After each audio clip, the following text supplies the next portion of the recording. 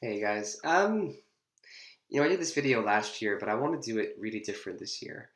Um, I did a podcast with a guy called Alfie Marsh, and he had a beautiful reference for the difference, I think, between working in a startup and a scale up. So I think the nicest way to think of this in terms of raw utilities and raw tools and learnings, think of a startup as like a football team that is like just your mates that you've pulled together.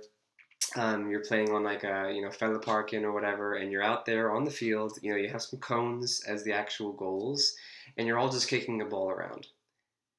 That's the best analogy for a startup because within that team, you'll have one or two people who are probably quite good. Like they are passionate about football and they've learned to be really, really good. So they can kind of navigate and kind of show off a little bit. And then you have others that are just kind of okay. And then you'll have one or two people that are just really bad.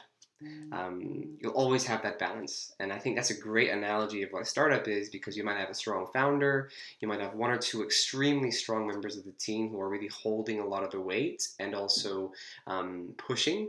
And that, especially in the startup days, you're trying to get whoever you can because there's no money. That's the way it is. So you have a large mixture.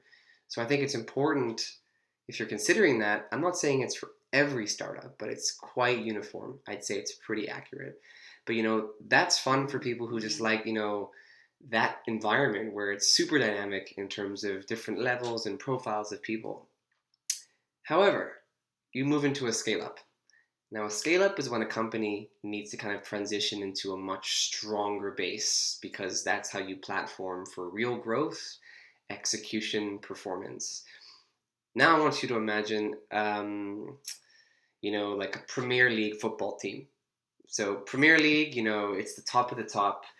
In those kind of teams, you have tons of great players, and everyone that's playing on the field should be top of their field. Like that's the way scale ups should be structured, in my honest opinion.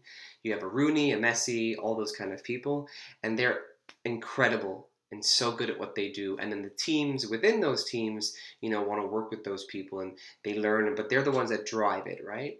However, I think it brings a different type of nature because in a Premier League football team, you can't have people who aren't strong enough on the field because they'll pull down the whole team down. Because even though you'll have amazing individual contributors in a scale up, you need them all to work together to win the game. And the level of competition at that level is so high, any small mistake really slows the company down, or you can lose the match, right? So I think that's the best way to think about how the best scale up structure. So they have the best talent and they also work really well together. That being said, I think it's also higher risk to be in a dangerous position in a startup because if you aren't top, then you could get benched, which might mean you might get let go. And that shouldn't be personal. You need to always reference it as that scale up needs the best team to be the most competitive team and to win the match and to win the league, so to speak. So that's, in my opinion, a good analogy of how the competitive scale up startup landscape looks like. And I think that's a really important thing to reference. So if you want to be in that high performance culture, scale up. If you want to be more in like, amazing family feeling initially because it's a small team and some people are great and you can learn quite a bit, I guess, from different specific people, but it's super aggressive in terms of sort of keeping the company alive. I would say those are the different reference points if that's useful.